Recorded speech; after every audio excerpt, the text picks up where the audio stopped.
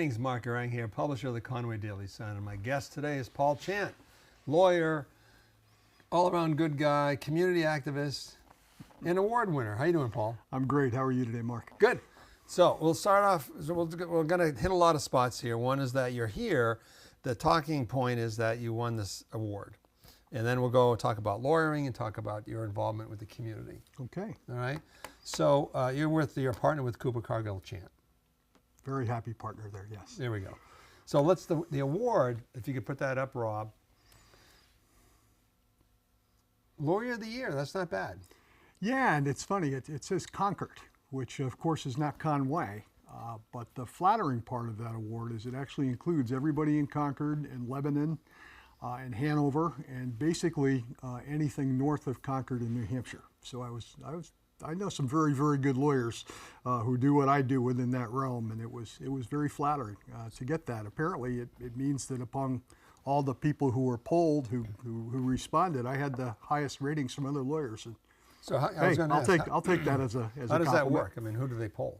They poll lawyers who have been named best lawyers by best lawyers before. Okay, so for example, Cooper Cargill Chant for now has been several years has been a best law firm, and to become a best law firm, you have to be nominated originally by other lawyers as best lawyers, and we accumulated a few of them with Chris Meyer, with Andy Dean, with Ken Cargill, and myself.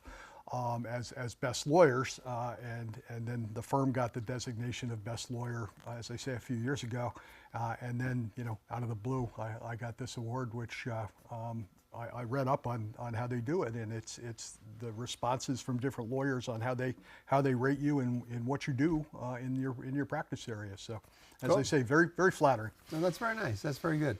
And congratulations. Thank you. Yeah. Anyway, so one of my favorite publications is New Hampshire Bar News, as you can imagine. Sure. I read that religious. No, just kidding. Anyway, I was looking at it, and it goes to your history. So we're going to talk about you personally, and one of the things that's interesting is that when you were a kid, it was Watergate that inspired you to be a lawyer. How does that work? Yeah, I lived in a household that followed politics pretty carefully, and as such, when the Watergate situation occurred, the news was on in our house all the time. And as you may remember, a lot of those Watergate hearings were during the summer, I think, of '74. And I was 14, not yet employed full-time. By the next couple summers, I wouldn't have had the opportunity to sit and watch as much TV as I did that summer. And I found that what was going on to be a preservation of democracy, and I was very taken by it and taken by the people who I felt were doing a lot to protect the country. That's cool. Well, it's funny because it dates me, so now we can figure out how old you are and I am, because I was my first year in college. And no, I wasn't. This was '74. Mm-hmm. Yeah, so it was my first year in college, and I was working in a paper mill, which basically meant I didn't do much. So I listened to the radio during the day too, like everybody else. So that inspired you. And the other thing one of the other things that was interesting in the article is that you were in Nashua, right? Correct. So you went to where did you go to school? I went to the University of Vermont. I grew up in the Mad River Valley up in Vermont, and went to UVM. And after graduating from there, went to Boston and was at Boston University School of Law, and then came out of there and took a job in Nashua as a very young associate in what was then about a 27 lawyer law firm, and learned the ropes. I mean, one thing and this is a little off topic from lawyering, is that, and again, in New Hampshire Bar News, it talked about you were involved with the Nashua high schools, and that there was like one giant high school that was split into two, and you were an advocate of one or the other. What was that? Well, it was very interesting. I was a member of the Chamber Board of Commerce in Nashua back then, and chaired. They had an education committee, and I chaired that education committee with some other very, very committed people, including members of the Nashua School Board and others. And there was talk of spending well over $100 million to reform Nashua High School into a school that would take on an additional grade, and that would have become the second largest high school in New England. Brockton was the biggest one down in Massachusetts. And some of us in town weren't sure that was the right thing. And we actually had a debate about it that I moderated way back when. And ultimately, a decision was made to build a second high school called Nashua North High School that's now been around for 25 to 27 years roughly. And a lot of us that were involved in that thought that, having two schools with opportunities for kids to be in, two different plays, two different bands, the schools were still going to be plenty big to offer all the curriculum. And it was really satisfying that we were listened to. And it turned out in the end, the difference in cost was like $10 million. And then if you look deeper, because transportation costs were then lessened because of the two schools, Distance, it even lessened that. So it kind of opened the eyes to the community. So, and you were young. Obviously, you were just a kid then, kind of a kid. I mean, what do you think about and again, this is way off topic now, but what do you think about the voucher program in New Hampshire and the charter schools? I mean, because there's really, there's the public charter schools like Northland Woodland down here, which is a publicly funded charter school, half of it. And then there's the real vouchers, which is taxpayer money that just goes to private schools. And I mean, I assume you're a big advocate of public school system. Huge, and have not been an advocate of the charter school system by and large, and very much not an advocate for the voucher system. I really think the voucher system allows people of means to be subsidized heavily by regular taxpayers who frankly can't afford to take their kid out of the school and move them into a different one because they have jobs and they can't drop the kids off at the right time and pick them up and take them somewhere else for athletics and everything else. So I feel like it's kind of a significant form of regressive taxation, and I'm not a fan, and frankly, I'm not a fan of different ways in which the legislature in recent years has lowered some taxes in ways that are very regressive to taxpayers. For example, the business and dividend tax. It's taking away from the rich. And the average Joe on the street is paying more property tax because of it, and I really think that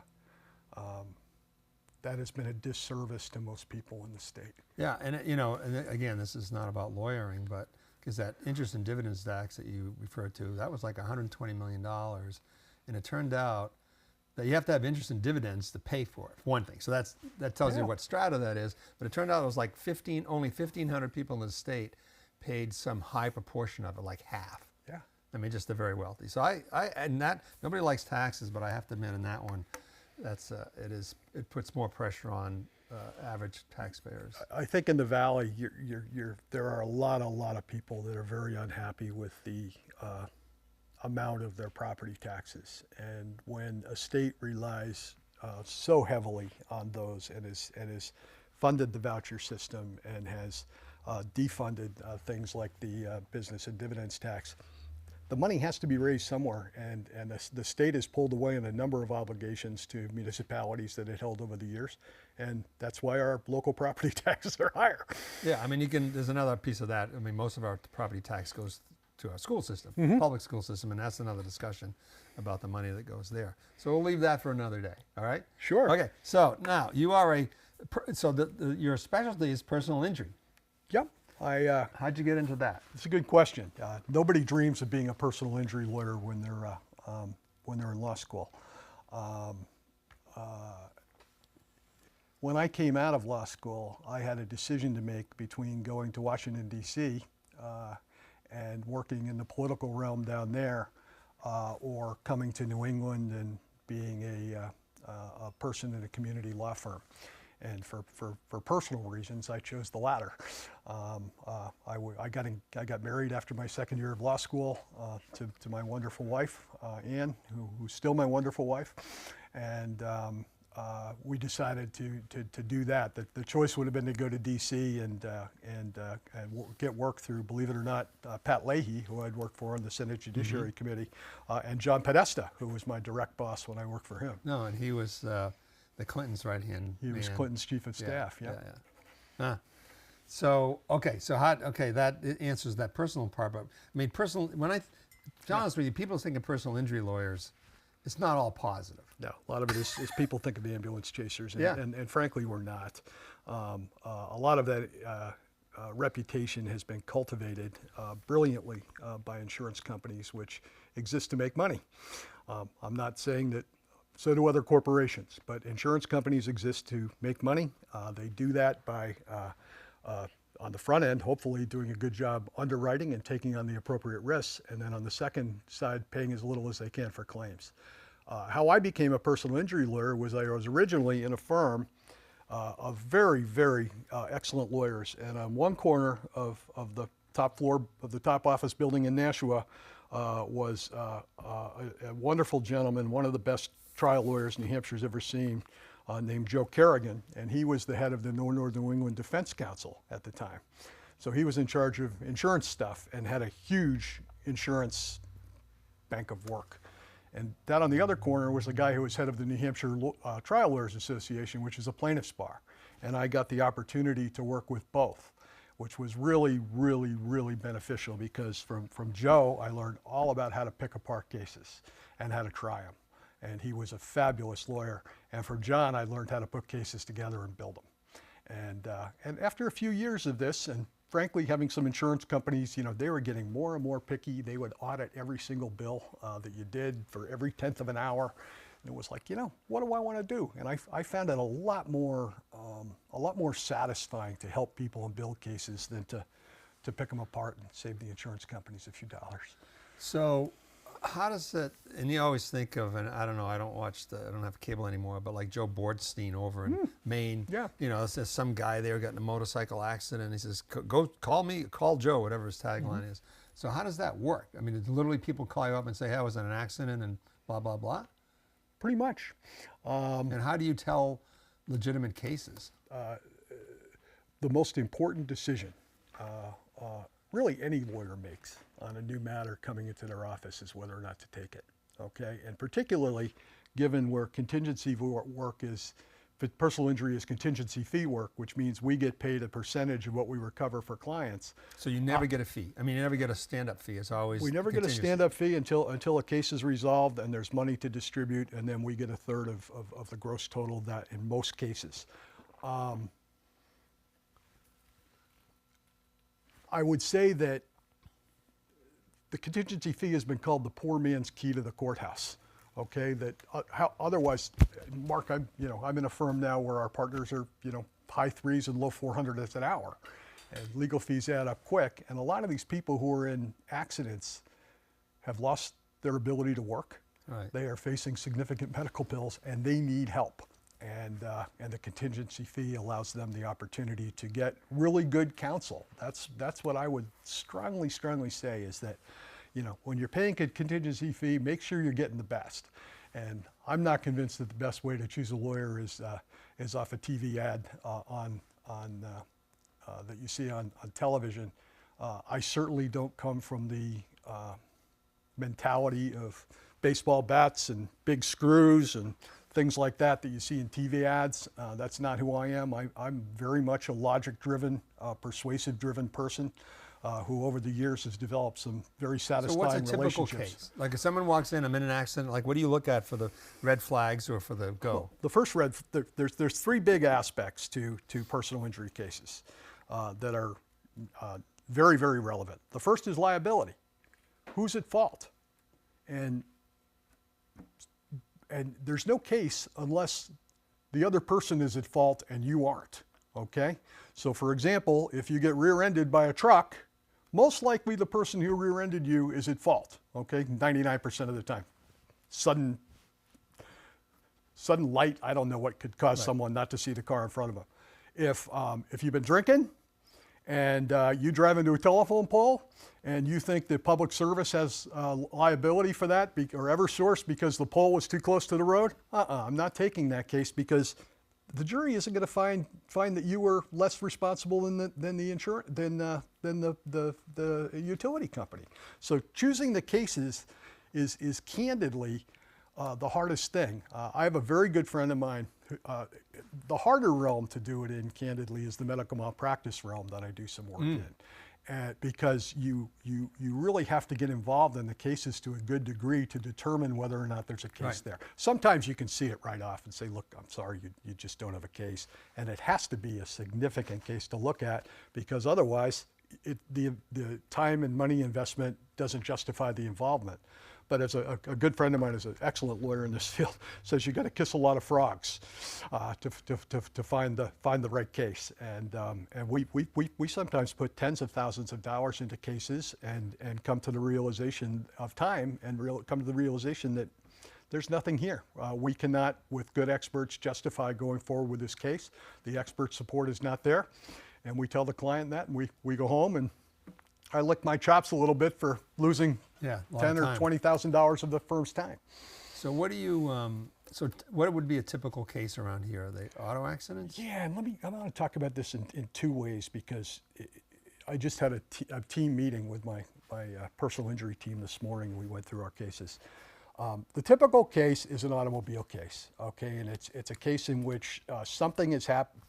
We've had several right up on the intersection right outside your office, Mark. And they've come to you? Oh, we got oh man, this is like, you guys have great video. We've gotten video from you guys of that intersection. This is like entertainment for us, in a black humor way. But someone goes through a stop sign, they hit a car hard, the car flips over.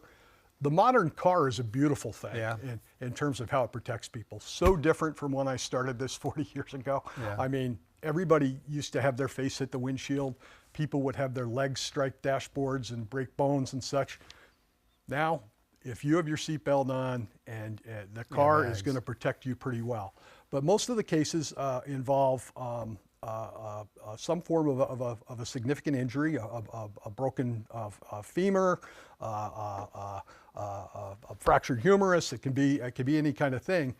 And the three damages you can recover in New Hampshire for personal injury cases are the reasonable value of the medical services incurred, the lost wages, past, present, and future, and then loss of enjoyment of life and pain and suffering. And that's usually the big one. And that's where, when you hire someone like me, we build the case around. Okay, the other pieces tend to fall into place relatively simply. I mean, since we've witnessed these accidents out here, and like one time, a couple summers ago, this family got into an accident. They were just standing there. I actually gave them a ride to their condo. Wow.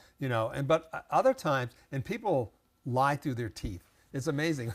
There was one of the accidents where this kid was going this way on Seavey Street, went through the stop sign and hit somebody. He pulled over and he said, I stopped, and this woman was going too fast. We looked at the video, totally opposite. Yeah. He runs this. Yeah. So, I mean, but they're not that, I guess my point is they're not that serious out here. So why would someone come to you?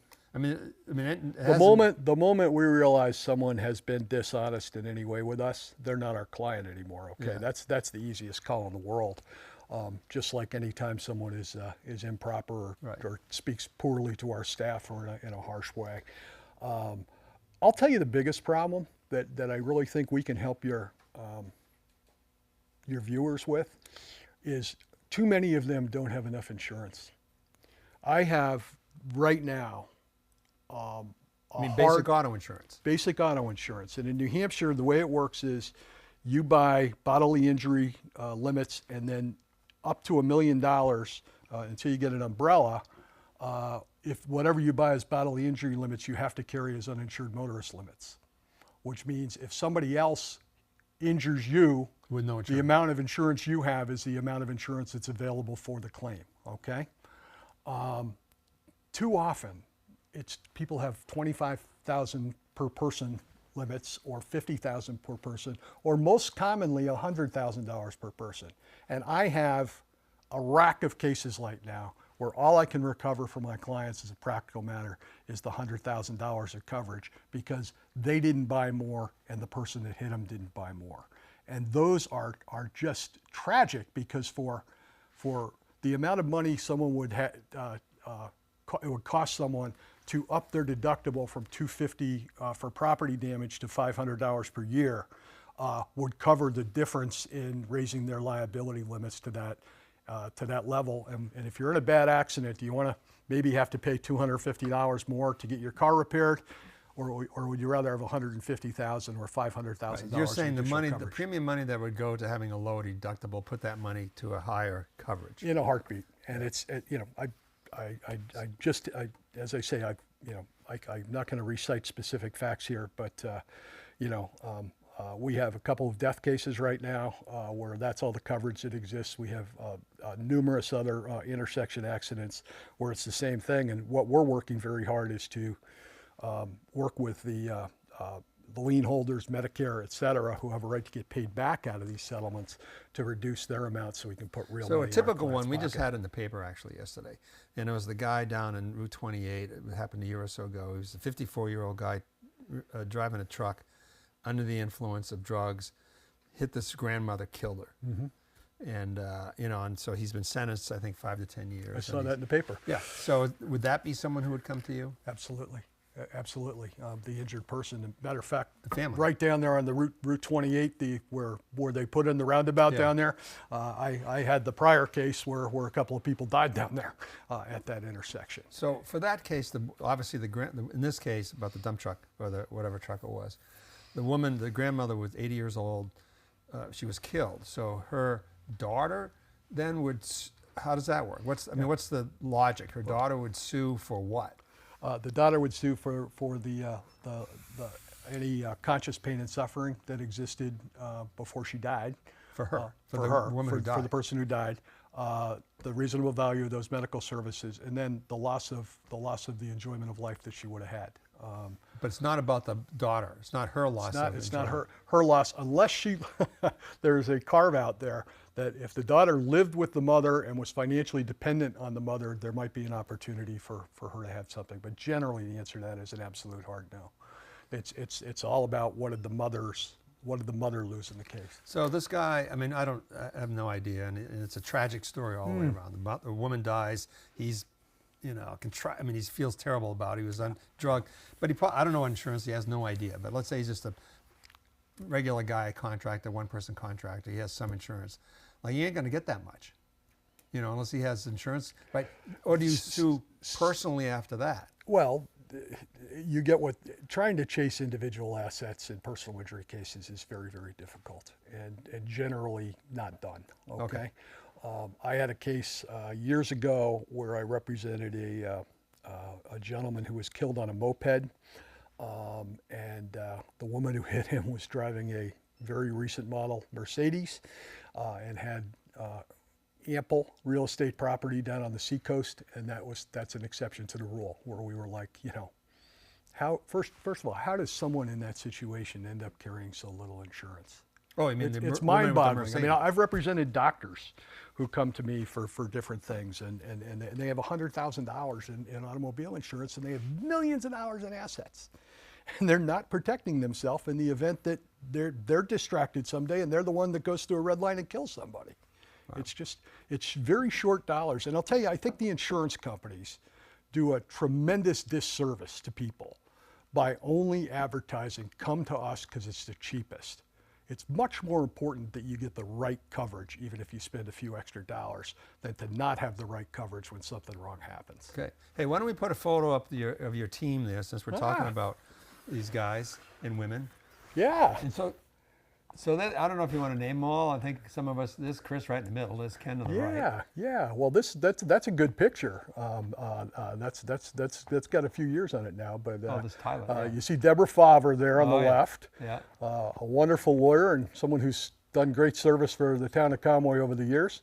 Behind her is Tyler Ray, who was with us for a number of years. Yeah. I'm the guy in the smiling blue blazer. Yeah. I'm pretty sure that's Andy Dean behind me to the left. Yeah. In my opinion, the finest lawyer in the Valley. Andy has talent that is simply terrific. Brilliant mind, great with clients, really wonderful. Right next to him is another one that's right up there, who's Chris Meyer, who manages to get his name in the paper more than the rest of us because he tends to be involved in municipal cases and, of course, the events with up in Jackson over the last couple of years. There's Randy Cooper in the back, who is still of counsel to our firm. Randy's over in Portland now, and is mostly happily retired, but occasionally we call him in from the bench. he has a particular expertise with certain types of real estate transactions that come up every few years, and he's tremendous when we need him. Ken Cargill has been the Valley's go-to lawyer for corporate issues really for as long as I've been here, and which is 27 years now. And I think the world of Ken and what he does for his clients. In the back is Dennis Morgan, who is also a 25-year vet. He was just seated by our firm for 25 years with the firm. And Dennis does criminal law and landlord-tenant law and collection law. And then on the right there is I think, Leslie Leonard, who, of course, wears a robe these days. And as one of the judges here in Conway, down in Ossipee, and up in Berlin. Yeah, cool. Okay, thanks. You know, it's funny about Ken because he's our lawyer here too, and you know, I'm involved with renovating the Glen Warehouse for tennis up there, and it's owned by Alec Tarberry. So there's like 3 or 4 of us, you know, a couple board members, and Alec and me were sitting around for a lawyer. Turns out Ken represents us all. You know, anybody with, you know.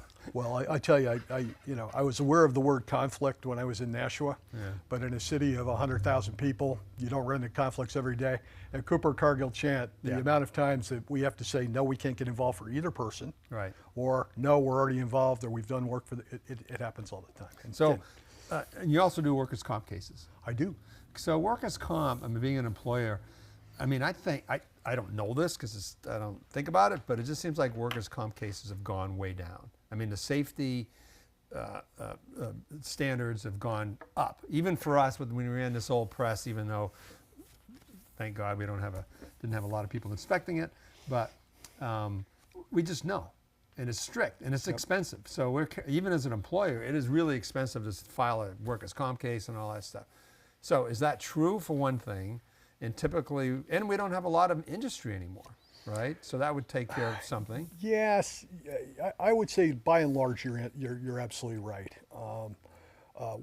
I had heard something within the last year or two that there had been about 7 years straight where the base workers' comp rates hadn't gone up statewide. And workers' comp, for people who everybody I think knows, but it is mandatory for employers to have workers' absolutely, comp. Absolutely. And you know, I think the highest single rate I ever heard for workers' comp was for the logging industry. Yes. And when you think about it, there's a good reason. People don't stub nails and hurt toes on those things. They're major life-affecting injuries. The cost driver in workers' comp is medical, to the extent that's the source of, I think, about 75% of payments on workers' comp claims. I was on a commission years ago that was trying to help regulate workers' comp repayment rates, and the indemnity portion, which is what the employees actually get, is as I say, about a quarter or less of the whole piece of the pie. Yeah. Well, I think this is right, and again, it's not something I think about every day, but I think like the workers' comp rate for like Rob and I and office hacks are like 50 cents per $100 in wages. Okay. Our drivers who deliver the newspapers, like these guys were $5 or $6 a hundred, but I think loggers were like $20. Oh yeah, I think there was a time, and again, you know, I've been at this a long time, and numbers go together. There was a time where I think that was as high as a third. A third of every buck that would go toward a logging operation would go toward workers' comp, and I've personally. So do you have a lot of workers' comp cases? I have a bunch. Yeah, I'm very careful about what I take because they're down in Concord. I get a bunch from Berlin, believe it or not. For what? Believe it or not, still some mill cases up there. People who are working for liquor distributors, beer distributors, lifting, moving things. We're careful about what we take because those cases are all heard in Concord. Wait a minute, say that again. They're what? They're all heard in Concord. All the hearings are at the Department of Labor in Concord. Got it. So we're careful, but you know it's a nice adjunct piece to what I do because sometimes, for example, I'll give you a case right now. I represent a wonderful young woman who was hit by a municipal truck up in the North Country. And who was out of work for a significant period of time, who incurred very significant medical bills. And so we worked with her, and she was worked in the home health industry.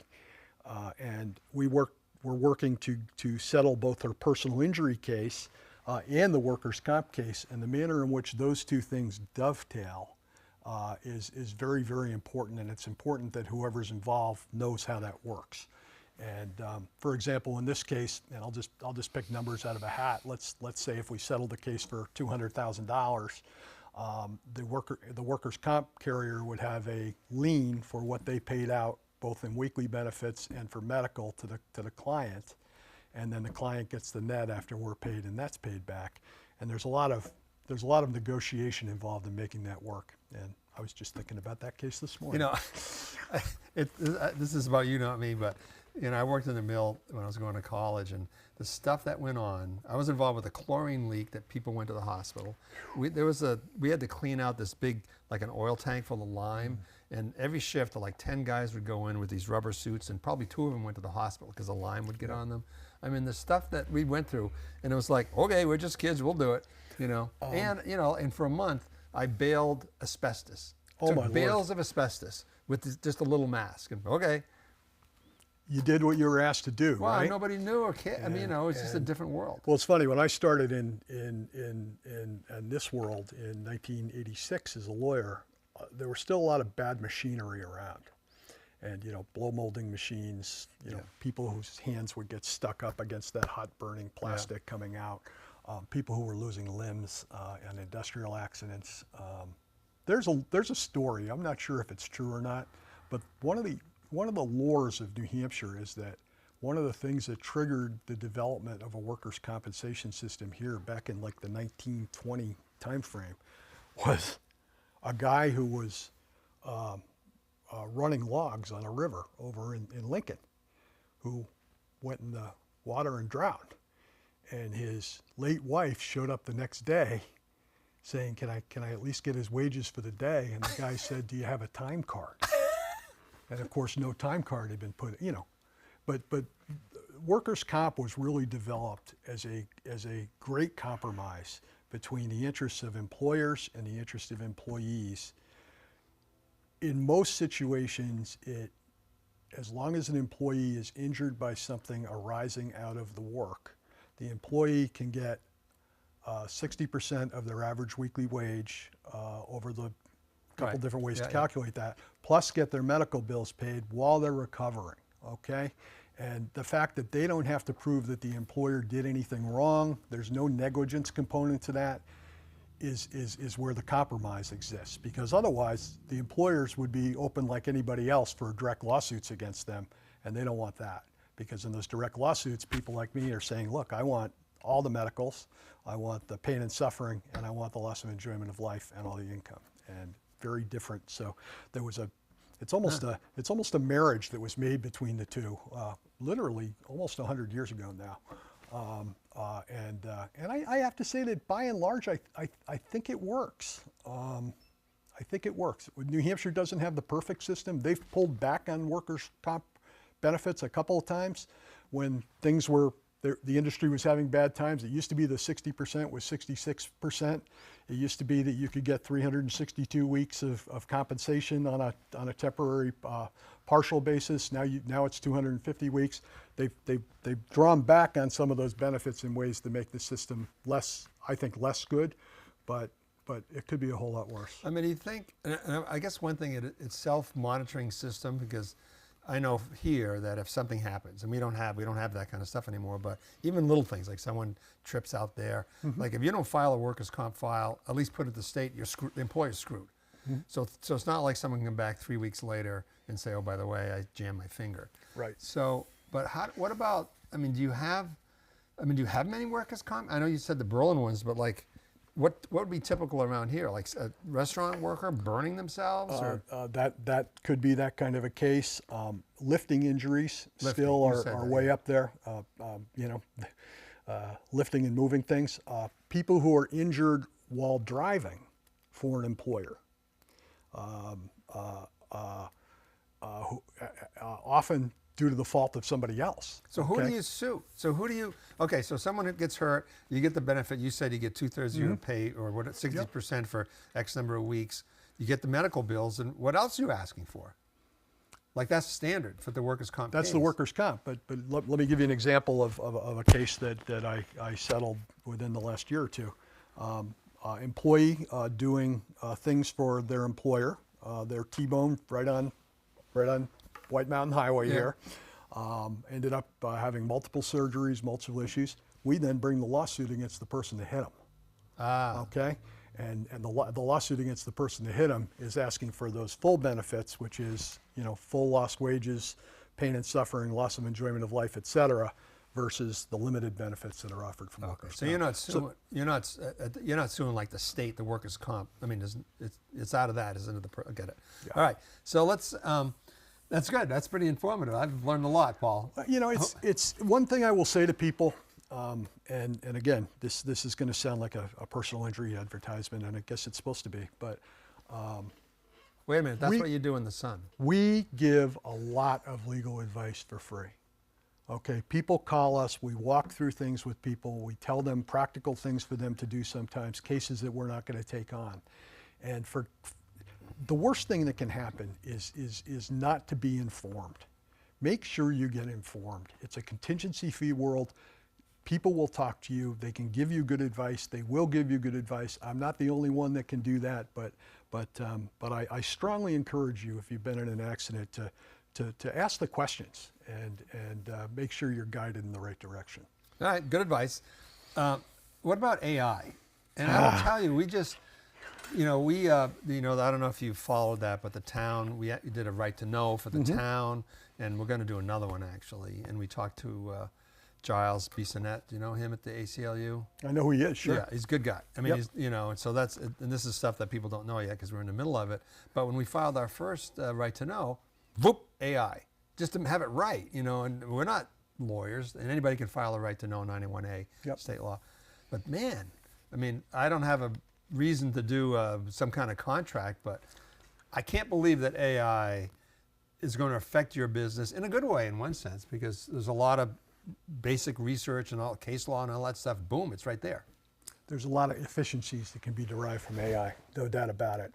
I still believe in judgment, and an awful lot of what lawyers do is applying the information that's so easily available to everyone now to situations with their knowledge of how it's interpreted and their knowledge of how people react to things and their evaluation of people as witnesses and everything else.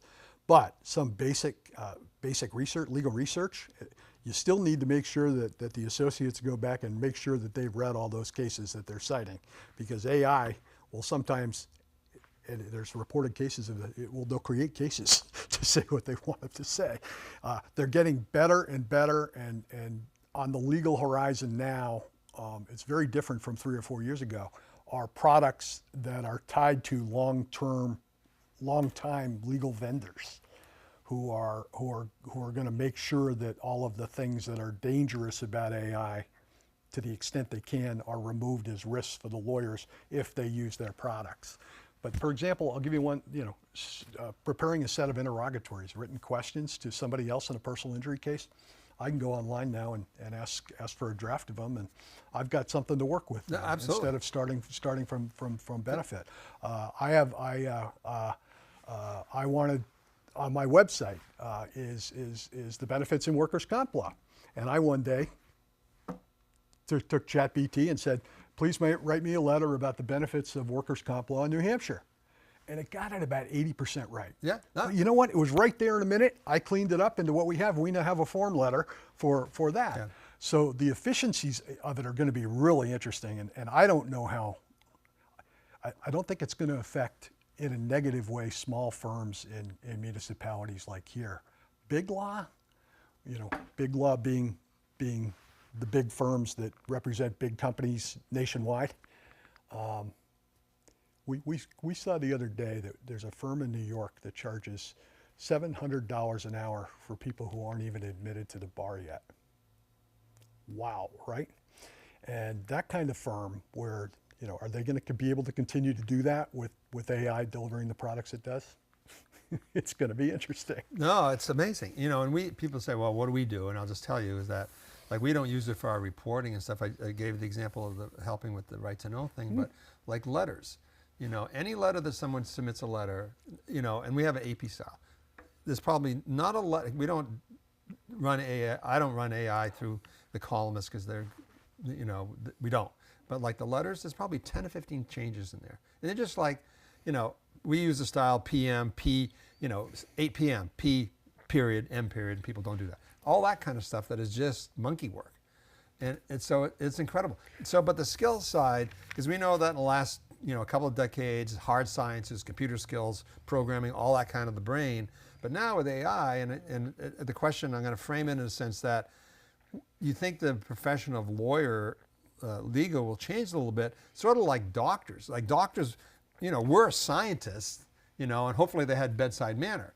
So you could, going forward, a lot of that science stuff is going to be at their fingertips. And so now you want doctors, physicians with, you know, on the human side, more bedside and analysis and prognosis and stuff. So is that the same with the legal side? It'll be less the brainiacs who can find the case law and more the judgment side.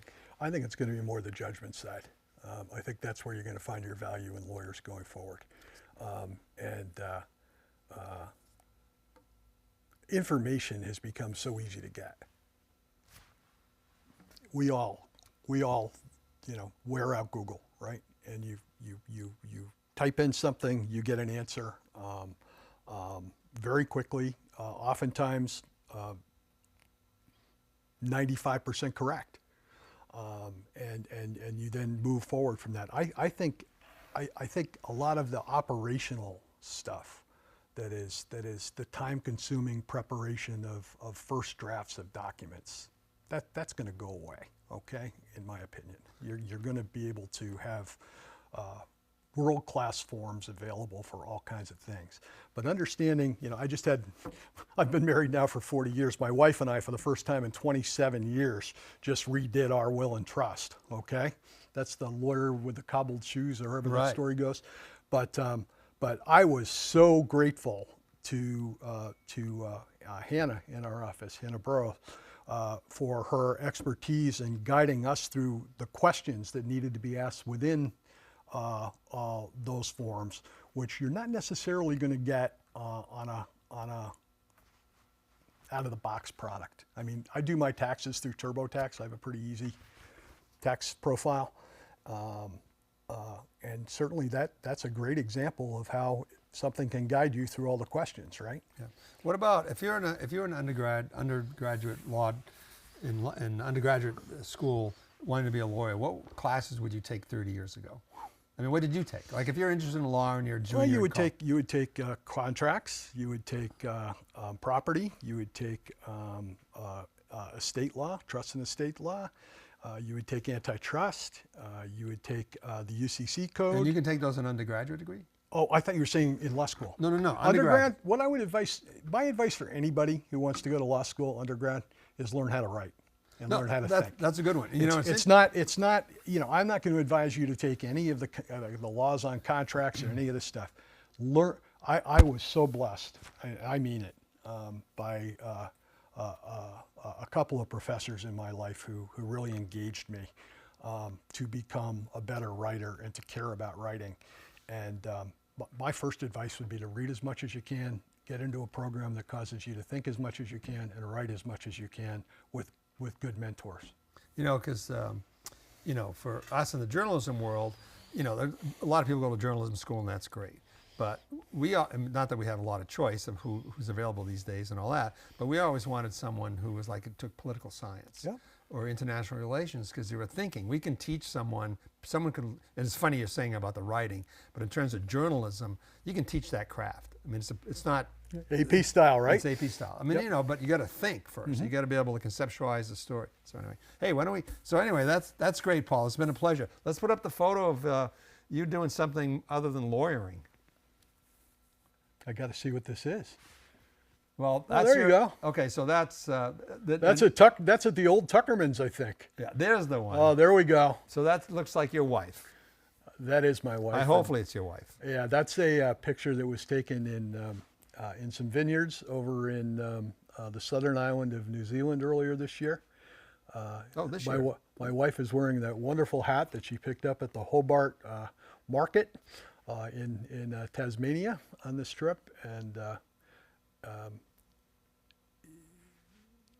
there's so much to be said for balancing work with life. And So if I someone believed in it forever, but I haven't lived it forever. But now you you know what are. I mean? So now, if someone was going in that part of the world, everybody goes to New Zealand. Why New Zealand and not Australia? Or did you go to Australia too while you were there? We went to Australia, but mostly what we did in Australia was we watched tennis. We were in Melbourne during the Australian Open, which was fabulous. Yeah. But Australia is it is stunningly beautiful. There's beautiful inlands with mountains. There's incredible You're talking coastlines. New Zealand or Oh Australia? no, I'm sorry, I meant New Zealand. Yeah. Incredible coastlines, kind people, great wine. Just a magnificent What about the place. Great Barrier Reef? I mean, does New Zealand have snorkeling and diving too? You know, they do, and I didn't get there. So you don't have to go to Australia to get diving and snorkeling. Correct. Correct. Cool. All right, Paul, it's been a pleasure. Absolutely. Take care of yourself. Okay, thanks. Click.